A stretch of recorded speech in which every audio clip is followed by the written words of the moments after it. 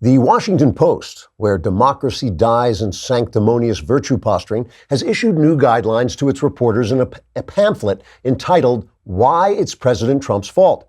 WAPO editor Wendy Nudnik said he distributed the pamphlet because several Post reporters were laboring under the misapprehension that some negative things that happened in the country could not be blamed on President Trump. Nudnik said he wanted to correct that impression so the paper could once again become the go-to source for uninformed leftists with underlying mental health issues.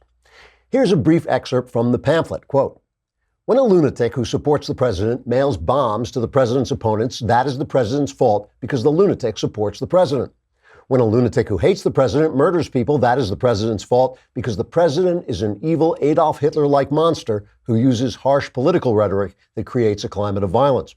When a lunatic shoots journalists because of a long-standing personal grudge going back to 2011, that is President Trump's fault because President Trump is mean to journalists who are wonderful and very important people charged by the Constitution with informing the public when President Trump is literally acting like Hitler with his harsh rhetoric criticizing journalists. When there's a devastating hurricane, that is President Trump's fault because he doesn't accept climate change, which Hitler wouldn't do also if he were here, instead of sending President Trump to do his evil work of harshly criticizing journalists. When I was 11 and my mother blamed me for breaking her favorite lamp even after I told her it was the dog, that was President Trump's fault because I'm sure he called my mother and ratted me out because that's what Hitler would do." Unquote. In a statement to his staff, Mr. Nudnik said he felt it was urgent to issue the new guidelines because the Washington Post had recently descended into laughable partisan hackery that made a mockery of real journalism, which he said was President Trump's fault. Trigger warning, I'm Andrew Klavan, and this is The Andrew Klavan Show. I feel hunky-dunky, life is tickety-boo. Birds are winging, also singing hunky-dunky-doo. Ship-shape, tipsy-topsy, the world is zippity-zing. It's a wonderful day, hurrah, hooray! It makes me want to sing. Oh, hurrah, hooray! Oh, hooray, hurrah! All right, I am back. What a horrible Klavanless weekend, man. I leave for a couple of days. I mean, what can you people not hold this country together in my absence for just a few days? However, the good news is tomorrow is the mailbag. And so all your problems, political, religious, personal, they will all be solved if you subscribe for a lousy $10 a month or a lousy $100 for the entire year. And then go on the Daily Wire website, dailywire.com, hit the podcast button, hit the Andrew Klavan podcast, hit the mailbag symbol, ask your question. Any question you want, all answers guaranteed 100% correct and will change your lives. Maybe for the better. I don't know. Gosh, I'll do my best. So what can I say? But anyway, we will get through the aftermath of this horrible Klavanless weekend. But first, let's talk about your underwear. By golly, that's what I know. I know you're all thinking about it. So let's talk about it. Pair of Thieves, terrific. You know what? I flew to New York. I wore my Pair of Thieves underwear in the plane because you're sitting for so long. I wanted to be super comfortable. These things are so comfortable. I'm now supposed to tell you about the proprietary moisture wicking fabric that keeps you cool and fresh. Like you care what they're made. Yes, well, good. Next time I make my underwear. Well, you don't have to make your underwear. Just get your Pair of Thieves underwear. One of the guys who started the Pair of Thieves says all his wife ever wants to see is him in his pair of super fit briefs, and his wife is Jessica Alba. So if you want Jessica Alba chasing you down the street, trying to look at your underwear, Pair of Thieves is where you want to go. For a limited time, this month only, our listeners get 20% off their first order at pairofthieves.com/Klavan. Get 20% off when you go to pairofthieves.com/Klavan. This month only, pairofthieves.com/Klavan. You will be so comfortable. You will say to yourself, how do you spell Klavan? It's Klavan. There's no E's in Klavan. I just make it look easy. That's it. You know, one of the questions I used to get, Rob, our producer, just told me today that we have a policy of not naming the evildoers who do terrible things to people, so we don't give them publicity. I didn't know that, but I had already stopped doing it. And one of the reasons I stopped doing it, as a crime writer, when I go around, to crime writing conferences or just to any kind of thing where there were fans, one of the questions they would ask me more often than any other was, why are villains more interesting than heroes? And, if you think about it, you see things like, I don't know, a Nightmare on Elm Street, and everybody puts a picture of, what was his name, Freddy something or other, with that thing. Frankenstein, you think about the monster. The villains of things become icons, and sometimes the heroes don't. And they would say, well, why are villains more interesting than heroes? And I would always say it's because we lie about heroes, but we tell the truth about villains. We tell the truth about all the villains' faults, all his human longings, all the things that became twisted in him. They become representative of things that are in us that are twisted in us. So we recognize ourselves in the villain. But if we told the truths about heroes, which is what I've been trying to do for my whole career, they become far more interesting. I've written books like True Crime where the villain doesn't even exist. You don't even know who the villain is. You just know about the hero because the hero is so interesting because I tell you all his flaws. And that actually became, over time, that became kind of standard in TV when you had stories like Sopranos and Breaking Bad where the hero would act and the villain would be the same guy. But that's not what I was talking about. What I was talking about was good guys. People who were good guys, but they were flawed. Maybe they cheated on their wives. Maybe they drank too much. Maybe they lied. They did all the things that people do. But they were still good guys because they took that path.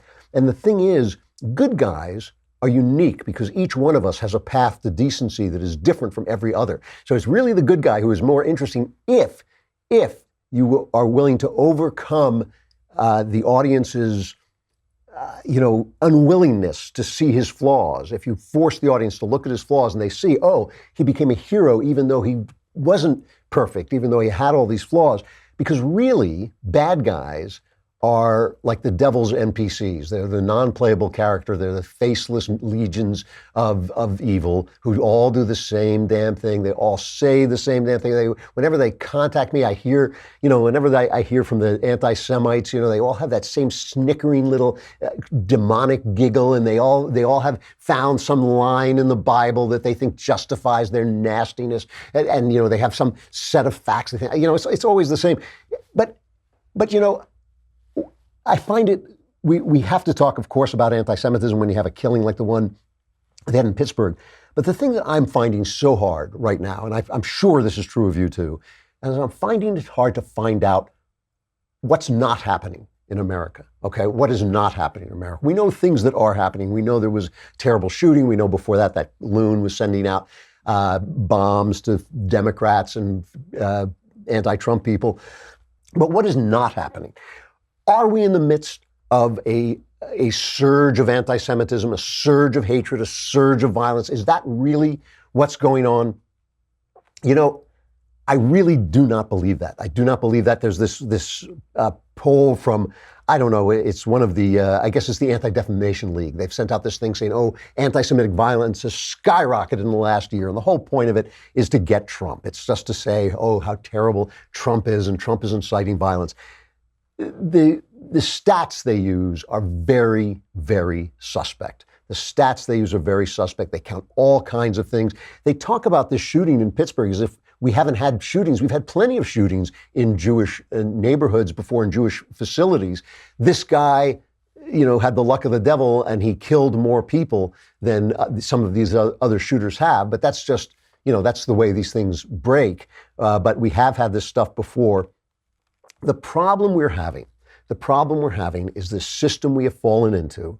We all know it. We all know it's true. The system we have fallen into of trying to pin evil actions on whatever it is we don't like in life. It's video games. I don't like video games. I don't like the Second Amendment, so it must be the Second Amendment. I don't like President Trump, so it's all President Trump.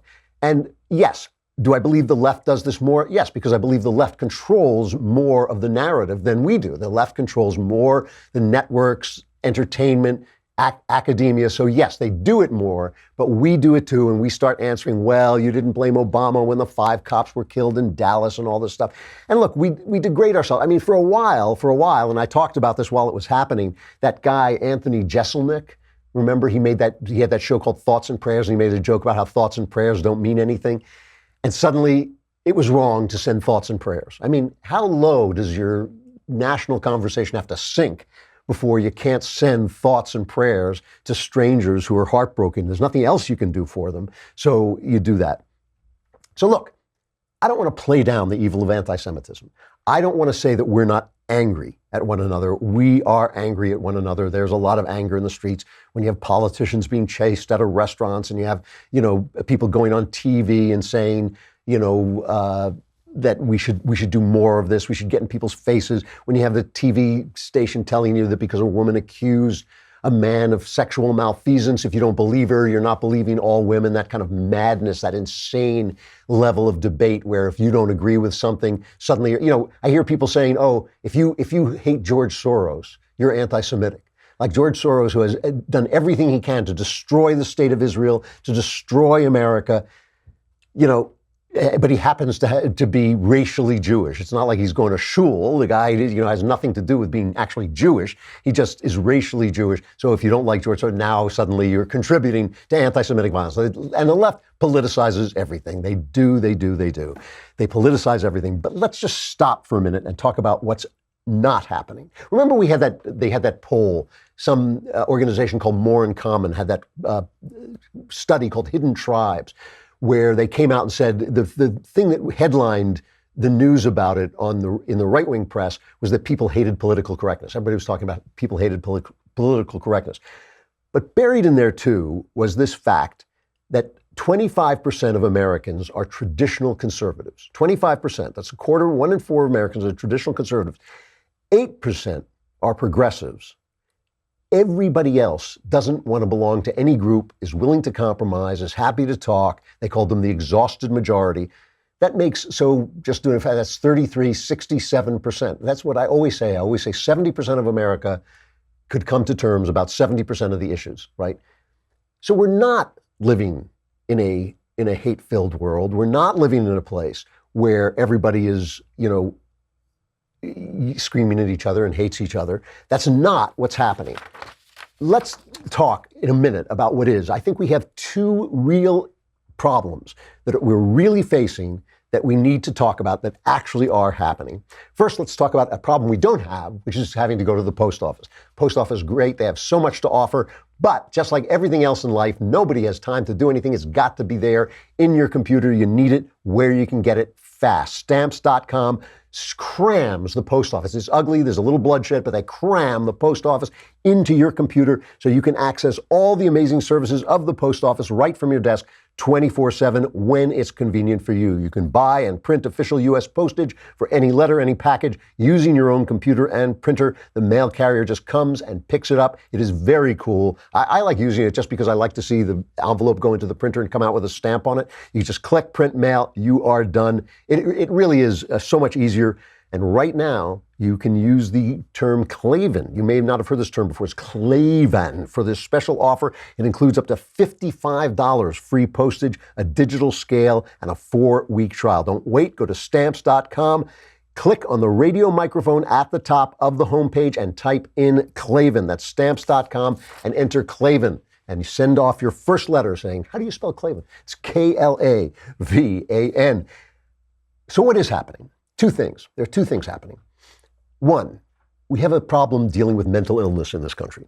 Nobody wants to talk about it. And the reason nobody wants to talk about it is because it doesn't fuel the hate machine. It doesn't fuel the outrage machine. Outrage is what you tune in for. You tune in for outrage because outrage gives you a little chemical burst of satisfaction. Everybody wants that outrage. You want to get that outrage. We all want it. I'm not talking about you. I'm talking about me. I'm talking about all of us. We all want to hear about how it's the other guy's fault and what's the stupidest thing anybody said. And by the way, we're going to get to that because a lot of stupid stuff got said. We'll talk about it. But all of these guys who have committed these acts over the years, these mass killings, almost all of them, not all of them, but almost all of them are mentally ill. I am not stigmatizing the mentally ill. Most mentally ill people do not commit violence. Most mentally ill people do not commit violence. But because of this reluctance to stigmatize the mentally ill, we have neglected the fact that our system for taking care, forcibly taking care of those who need care has collapsed. We no longer have asylums that we can commit people to. We can commit them. There are a few of them, but you can't get in. It's hard to get in anywhere. It's hard to get people to stay in there. Once they're in, it's hard to make sure they get treatment, to force them to get treatment. Sometimes they get committed and they don't get the treatment they need. We now have treatment that would work, that would help people. We got to get them. They think that the left does this more than the right. They think, I contacted an expert about this over the weekend. I contacted an expert, and the first thing he said to me is, he said, I'm a raving liberal, but only conservatives will talk to me. Only conservatives will talk about mental illness because we don't care about stigmatizing people because we're bums. But, we don't care. We want to say, look, this is the problem. These are the facts. Let's fix it.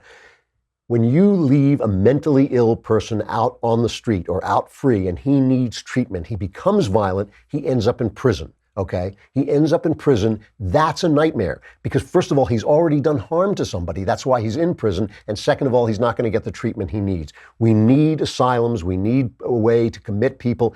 Every cop on the beat will tell you this is true. Every police officer will tell you. And what's so heartbreaking is the families of these people will tell you, they'll say, I knew he was violent. I knew he was going to go bad. I couldn't do anything about it. He wouldn't take the meds. He wouldn't do what he had to do. He would take them for a while and then they'd make his mind fuzzy and he'd stop taking them. We all know this needs treatment. And because the left won't stigmatize them, what they say is, well, they'll say, well, 30% of people are mentally ill. You go, what do you mean 30%? Well, they can't sleep at night. They worry too much. That's not mentally ill. It's mentally ill when you think Martians are living in your fillings and telling you to kill people. That's the kind of mental illness I'm talking about. Plenty of sane people have killed Jews because of anti-Semitism. But the guy who did this in Pittsburgh, he was also crazy. And you don't know, this is something we could work on together. You do not know. Even anybody who is anti-Semitism is a hatred of God. The reason people hate Jews is because they hate God, because God used the Jews as a doorway back into the world. They remind us of this. They have inculcated much of our moral system comes from Jewish thought. That's why we hate them. We blame them for killing Christ because they represented all of us in the Christ drama. Christ himself, a Jew. All Jews. People always quote these lines from the Bible. When I criticize America, right? I love America. But I criticize America because I love it and because we want to fix things that are wrong with it. When the Russians call me up, as they have occasionally done, and ask me to go on their TV shows, or recently I got asked to be in a documentary that was going to be made by a guy who was sympathetic to Russia and was basically being made for a Russian audience, I refused. Why? Because when I criticize America in Russia, that's saying something different. When you read the Bible and people say things about Jews, you're listening to Jews talking about Jews. That is different. It is not anti-Semitism. It is not hatefulness. When Jesus says, hey, you guys, you're messing up here, he is a Jew talking to other Jews. So don't tell me that this excuses some kind of foul hatred against Jewish people. It does not. Jesus was a Jew. Everything about Christianity blossoms out of the soil of Judaism. So, we have the second problem we have is, but what I was going to say about that was basically evil people have done things without being crazy. But this guy was crazy. We need a system for dealing with it. The other problem we have is this. 8% of people are progressive radicals. I would guess 90% of the media, maybe that's overdoing it, 85% of the media are part of that 8%. That's a problem. That should not be true. We cannot fix that by law because of the First Amendment. But listen to the garbage that was coming out after this incident in Pittsburgh. Listen to the things people say. There's this one woman, everybody's played this, but it really is worth playing. This is this GQ reporter, Julia Yoffe. Do you know how you pronounce her name? Joffe, maybe? She's Jewish. She comes out and says this about all they want to do is blame President Trump. But President Trump, by the way, the most pro-Jewish president in my lifetime, 3 Jewish grandchildren, 3 of his grandchildren are Jews, moves the embassy to Jerusalem. Bibi Netanyahu loves the guy so much, it's a little embarrassing. It's like, get a room, Bibi, of course he does. All Jews should love this guy. He's doing a great job for them. Here's what she said about him. This president, one of the things that he really launched his presidential run on is talking about Islamic radicalization. And this president has radicalized so many more people than ISIS ever did. I mean, the way he talks, the way he it's the way he talks, the way that he allows these people, the way he winks and nods to these groups, the way he says, I know I'm not supposed to say it, but I'm a nationalist, the way that he hems and haws when he has to condemn these people and kind of gritting his teeth, kind of says, fine, okay, I condemn this, but then, and all his... For you not to push back on that... You're about to push back on, but to that's bring... irresponsible. For her to say that the President of the United States has radicalized more people than ISIS is irresponsible. Now, some of you may have forgotten who ISIS is because President Trump destroyed them, okay? So some of you may have forgotten, like, well, who's ISIS again? And remember, they used to have a caliphate until President Trump wiped it off the face of the earth. You know, if that's, she apologized for that in that kind of creepy little apology way they have. It's not really an apology. But before she said that, she tweeted out, "A word to my fellow American Jews. This president makes this possible here where you live. I hope the embassy move over there where you don't live was worth it." So in other words, it's the Jews' fault for wanting the embassy to be in Jerusalem where it belongs. Today, I went out of my way not to bring in any cuts from MSNBC where they're just being absolutely disgusting, but that's not the problem. The problem is not MSNBC. They represent the 8%. They represent that 8% progressive radicals. That's fine. They should have their stupid little television station that they can watch. I'm completely in favor of that. It's the mainstream. It's the fact that the mainstream are all saying the same thing. I brought in this montage from our pals at Newsbuster. This is Sarah Sanders. We cut her out. This is just the press hammering Sarah Sanders. Isn't it all President Trump's fault that an anti-Semite killed Jews? But he's also harshly attacked some of the very people that received those pipe bombs. And this morning, suggesting that the news media is responsible for the anger in the country. How does he do that when, in the case of the pipe bomber, this was somebody who went to Trump rallies. This is somebody who had a van covered with attacks on the media and praise for the president. The shooter in Pittsburgh is somebody who was provoked, it seems, by the caravan that the president has spent so much time talking about. Why is he out there, when you say he's trying to unite the country, why is he out there making these attacks? The very first thing. But at his rallies, since the suspicious packages began being mailed, the president has called out Maxine Waters by name at his rallies. He stood there as his supporters chant "Lock her up" in reference to Hillary Clinton, who he continues to call crooked Hillary Clinton. Will the president stop using that kind of language in light of the fact that these individuals were targeted?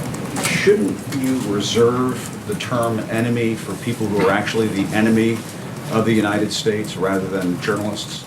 So let's remember, I always like to go back down memory lane. Let's remember what Nancy Pelosi said when the Bernie bro shot up congressmen at the Virginia ball field, right? And they asked her, they said, well, shouldn't the left tone down its rhetoric? Somebody actually had the temerity to ask Nancy Pelosi, shouldn't the left tone down its violent rhetoric? Here's her response.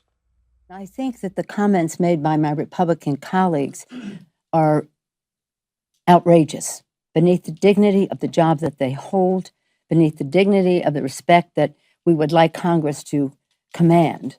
How dare they say such a thing? How dare they? So this sick individual does something despicable, and it was horrible what he did, hateful. But for them to all of a sudden be sanctimonious as if they never seen such a thing before. And I don't even want to go into the President of the United States, but in terms of some of the language that he has used. So again, let's go there another day. But since you asked, how could they possibly say such a thing? First of all, the timing of it all. Everybody is so sad, so concerned, so coming together. Let us all take a step back, examine our own conscience, see what negative attitudes we can all curtail. But the sanctimony of it all, really? So, the sanctimony of it all. So now we're hearing this. And, they keep saying, well, Trump is the president. Trump is the president, but the media is the media. The media is a great cloud of information, a great cloud of narrative that surrounds him. Trump is the only voice loud enough to cut through it. When he blames them, he's correct. When he says they are acting badly, he is correct. I don't particularly like the enemy of the people line either. I know he's too stubborn to ever let it go, but still, we have two problems in this country. We have lots of problems in this country, of course, because the country's filled with people. If we could just get rid of them, we wouldn't have any problems. But as long as it's filled with people, we're going to have a lot of problems. But the two big things that are going on is we have failed the mentally ill. We're leaving them out there to commit these violent acts, these mass acts of violence.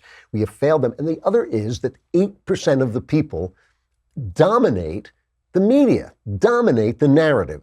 What's really happening in this country, if you walk out there, Look at the police. I mean, I don't even know how to talk about this. Look at the police who run into a synagogue when there's problems there, who run into a mosque if there's problems there, who run into a black neighborhood if there's problem there. Well, that 8% on the media talk about how racist they are, how racist the police are. Listen, this is a country where a handsome Dan who has never done a damn thing for anybody can pretend to be a cop and make $250,000 a week.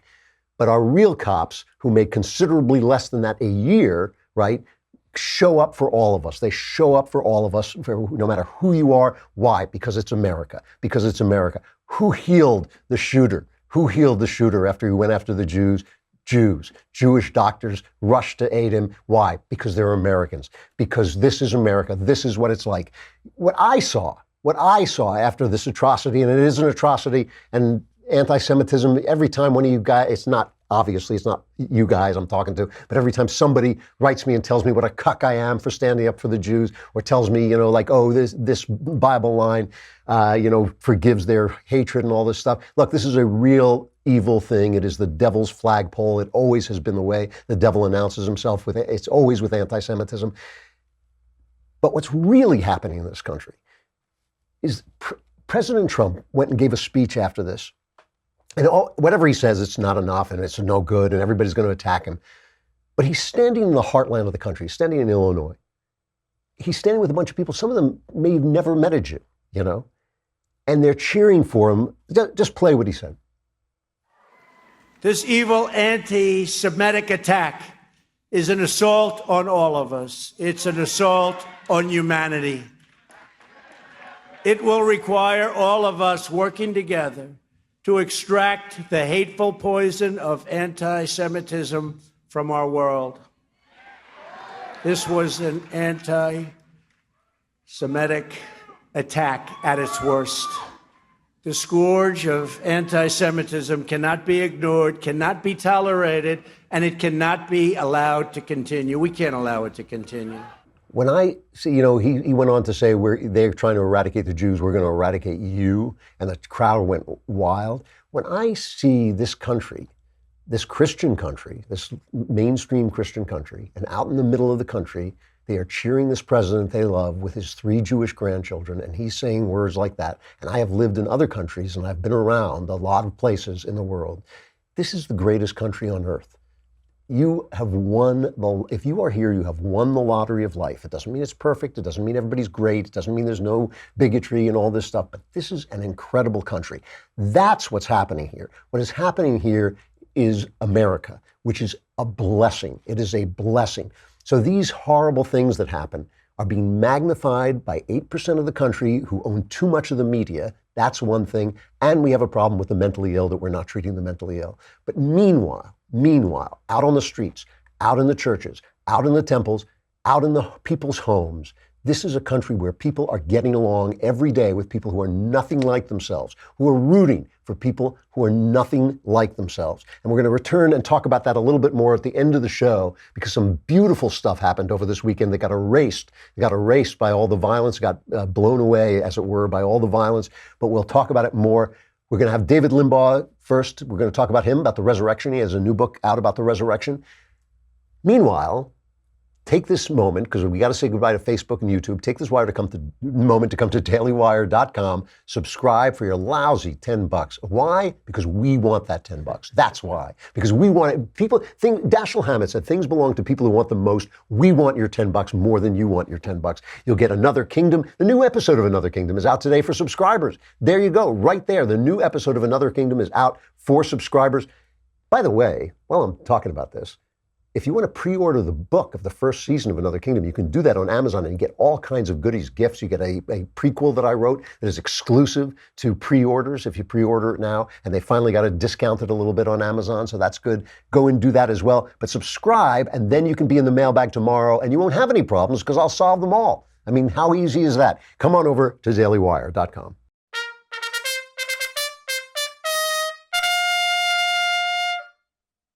All right, David Limbaugh needs no introduction. He is a political commentator, nationally syndicated columnist with Creators Syndicate, a lawyer, and multiple-time best-selling author. His latest book, Jesus is Risen, provides a riveting account of the birth of Christianity. Here is David Limbaugh. David Limbaugh, thanks so much for coming on. Thanks for having me. So Jesus is risen, Paul and the early church. Let's start with this. What's the thesis of the book? Why should we be studying things that happened after Jesus has already left the building? Well, this is the fourth of my Christian themed books, and just so I set the table here, the last one was about the Gospels, and this one is about the Book of Acts and 6 of Paul's 13 epistles. So I just go along the biblical text and either summarize it or paraphrase it, and sometimes quote it verbatim, and then interlace commentary from some of the great Christian thinkers, and then some of my own from one of the lesser Christian thinkers. And so, well, obviously, if Jesus is who he says he is, the Son of God, then it is relevant for all times. And if he is correct that the way to the Father is through him and only through him, then people ought to take heed and listen. So, as C.S. Lewis says, he's either the Lord, liar, or a lunatic. We don't have any other option available to us. So, when you come to the question of who Jesus is, it has eternal consequences. At least Christian doctrine teaches that. The Bible teaches that. So we ought to at least address it with sobriety.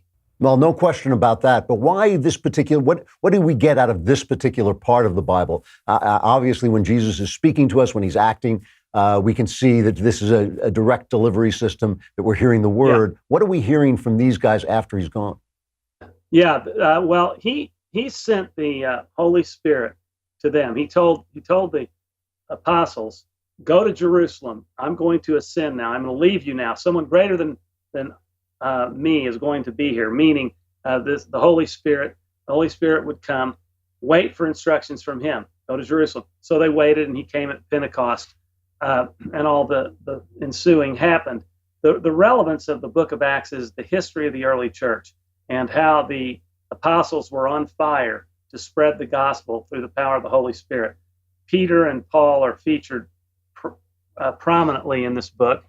And then after Paul plants these churches throughout the Roman Empire, he gets reports back about how they're doing and whether they're following the true gospel that he delivered to them, finds out disturbing reports in some cases that they are not. So he writes them letters, plaintively begging them to come back to the true gospel. And you see the personal grieving that he's going through, almost like he birthed children, and he sees them going astray, and he wants them to come back. And he writes these local, very personal letters to them and giving them Christian instruction, how to reunite in harmony, don't follow the false teachers, don't follow the pagan influences, and follow the true gospel as I delivered it to you. And then he also delivers Christian doctrine. And someone asked me, well, what would Paul say to the churches today? I said, well, he would say exactly what he said then. That's why these letters, though they were written to individual churches and sometimes individuals, are of universal and timeless application. They are exactly what the churches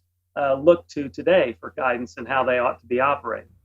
One of the things I'm always impressed about when I'm reading about this portion of the Christian story is the incredible danger all of them were in. I mean, they were in really hostile territory, and I think almost all of the disciples were killed, I believe. I mean, everybody was martyred.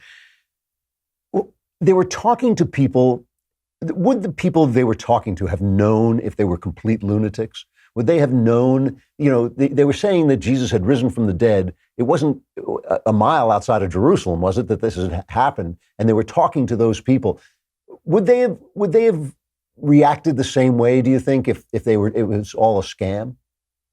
No, in fact, what I am fond of saying about this is that Christianity is not a religion that was developed from the ground up by human beings to God, developing their own idea of an abstract God and through abstract theology or philosophy. It is grounded in history. After Christ was with the apostles during his earthly ministry, and he was crucified and died, they still were dubious that it was all true. Peter denied him 3 times. It was only when he appeared in his bodily resurrection over a period of 40 days to them and to as many as 500 people at one time, as Paul reports in 1 Corinthians, that they became believers, that they were transformed from cowardly skeptics to bold proclaimants of the gospel. And they had actually witnessed him in the flesh, in his bodily resurrection. They would not. You could say, well, some other religions, a lot of other religions and beliefs have martyrs. What's the difference? The difference is they honestly do sincerely believe that what they are dying for is true, but they don't have anything based on history. These apostles, is it even conceivable that they would have died a martyr's death for something they knew to be a lie? They're saying it happened. They saw it happen. So why would they go off? What possible benefit could it bring them for doing it? And so I'm interested in Paul when he's being tried for heresy and defiling the temple by the Jewish authorities. He turned to one of the kings and said, "You know this is true. It didn't happen in a corner." And that bears directly on your question. Everybody knew it happened. Well, not everybody, but the word was out that it had happened. That's why they were so worried about it. It was a threat to their existing religion and their authority.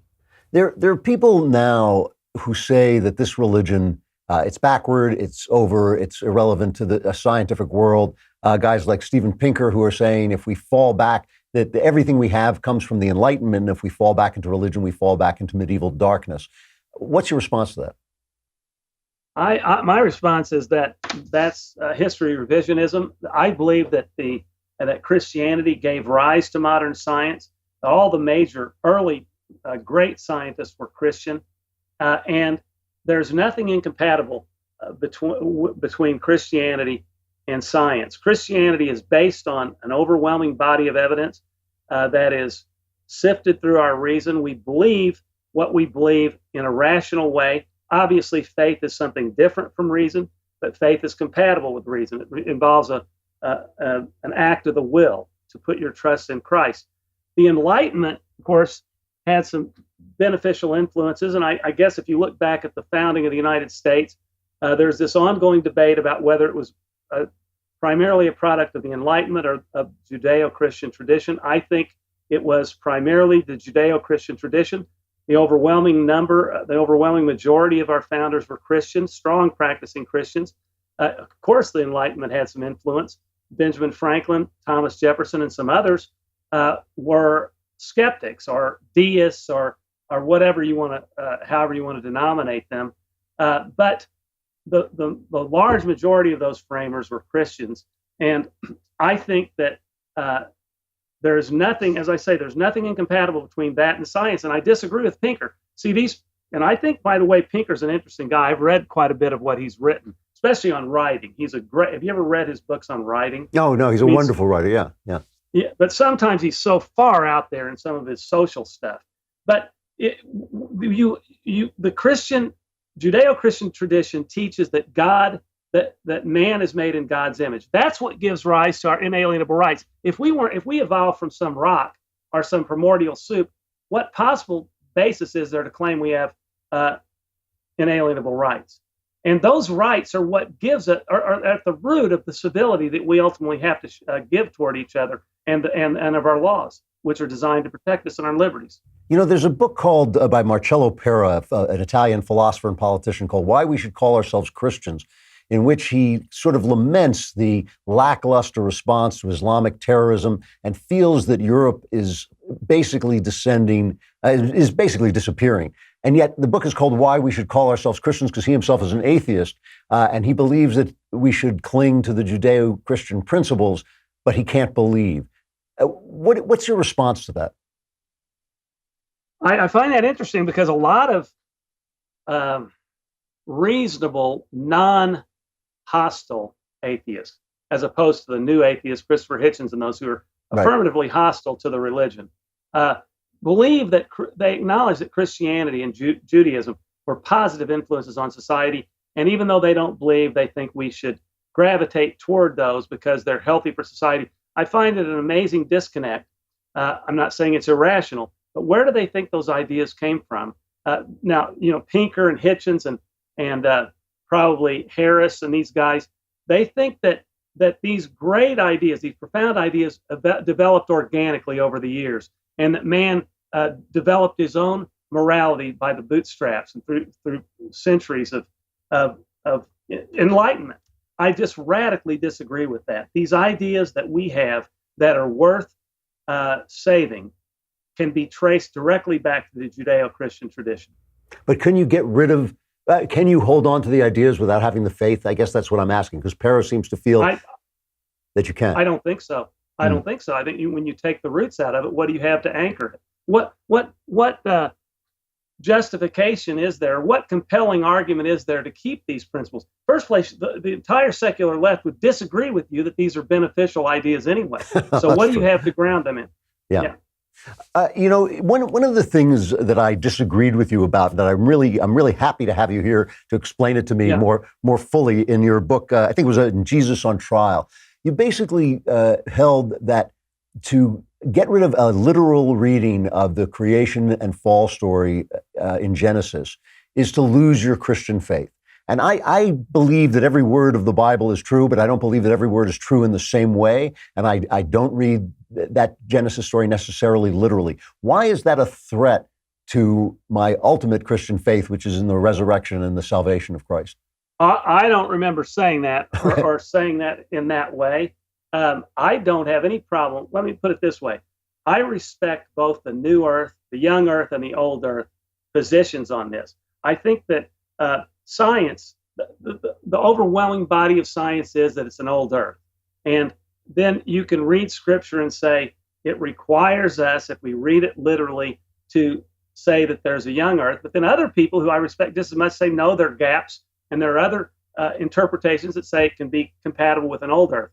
I'm more inclined to believe it's an old earth, but I don't think it's irrational to say it could be a young earth, because things aren't always as they appear, and different ways of testing, whatever. But whatever it is, I don't want people to think that we're hostile to science. I wouldn't sit there and say something that I know to be true scientifically can't be true because it's incompatible with my belief, my Christian belief system.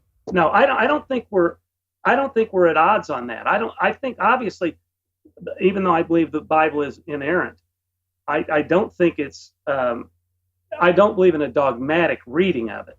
Okay. But I don't want to sidestep this. If you please explore that further, if I'm misunderstanding or if I stated something. But I don't think what you described is what I had. No, I just, well, let me think of what I did say.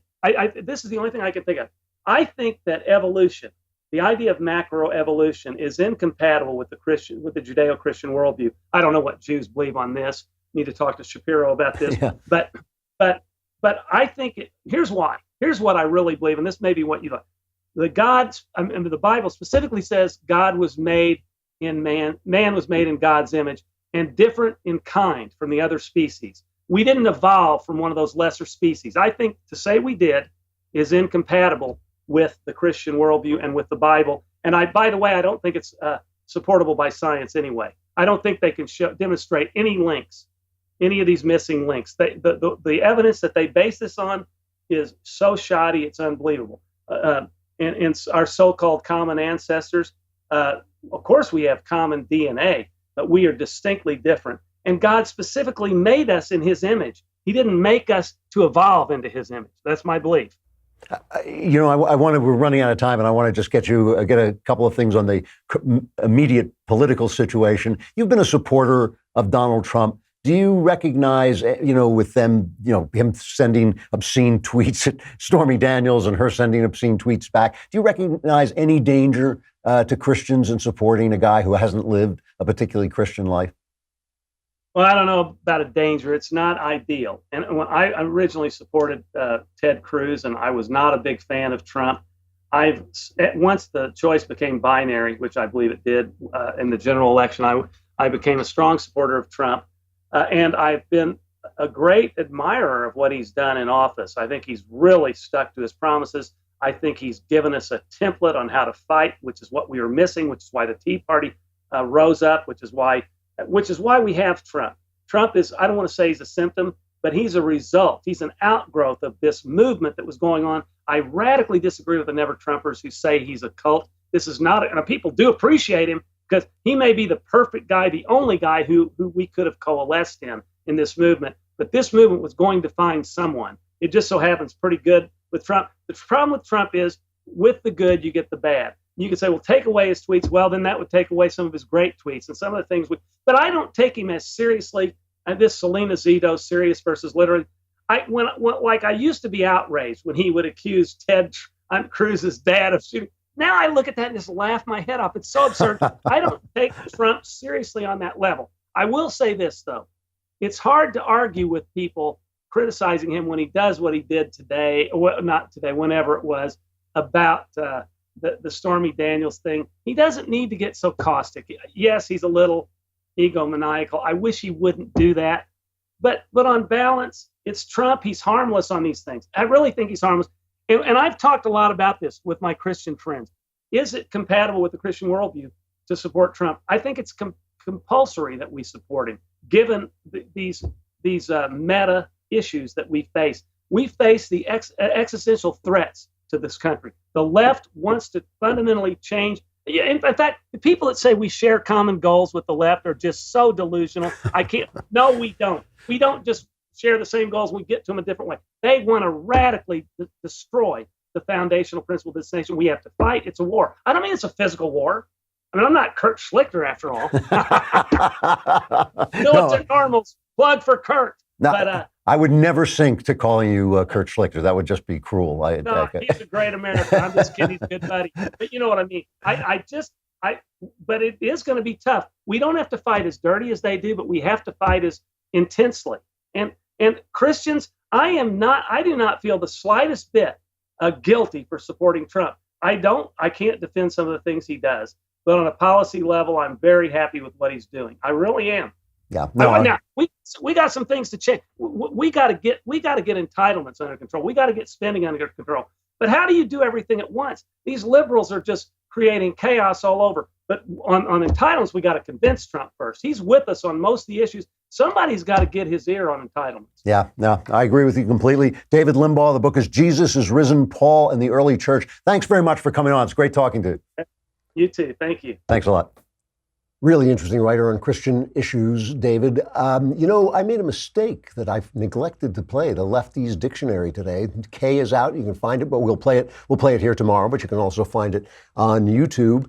I just want to talk about one thing. Instead of doing sexual follies, I have to talk about this walk-away movement. That when the walk-away march happened over the weekend, Brandon Strack's march, and Candace Owens was also there with what she is calling hilariously Blexit, which is the black exit from the Democrat Party. And it was really moving. I mean, thousands of people showed up for the march, but also to see the young black political leaders who showed up for personal meeting with President Trump, and were so thrilled to see him and were so pro-American. One of these guys was asked, he was wearing a MAGA hat, and he was asked, when was America great? When was America great? And here is part of his response.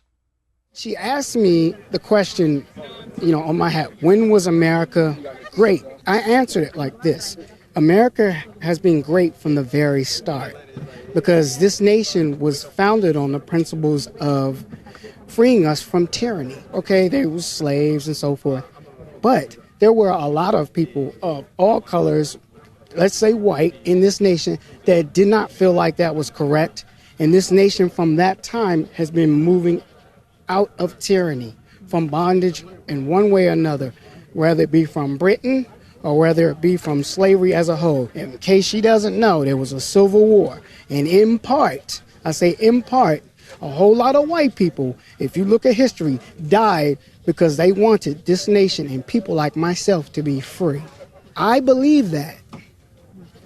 Wait a minute, let me get myself together. Get it together, you're fine. Because when you talk about this country, I do love the country.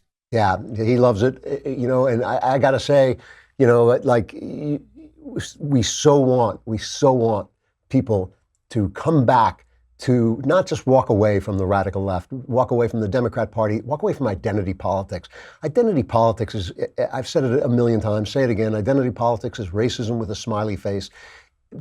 The melting pot was the right idea. The melting pot that we are all Americans is the right idea. You cannot have it both ways. You cannot have it both ways. I really pray that people like Brandon and Candace will turn this movement into something big. It's not about President Trump. President Trump will come and go. It is about this country. It is about all of us understanding that we are here under the creed of equality, under the creed of freedom, of individual liberty, of individual rights, of the individual pursuit of happiness, that we are here as a community as a community of individuals doing these things together. It does not matter.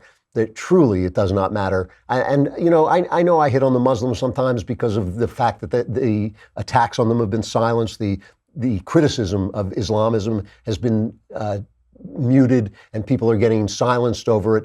But I know that there are plenty of good Muslim Americans too. That is what this is all about. That's what this is all about. And when Trump talks about being a nationalist, that's what that is about. It's not about white nationalism. It is about American nationalism. And all of us should get on that train. All of us should get on it. It is a true problem. We have a true problem, which is that a radical 8% dominates so much of the media and are creating this aura of crisis, this cloud of hatred and anger between us. It doesn't have to be there. It itself could become the crisis that they're trying to foment, but it doesn't have to. We don't have to listen. We can, all of us, walk away. I'm Andrew Klavan. This is The Andrew Klavan Show. Mailbag tomorrow. Be here.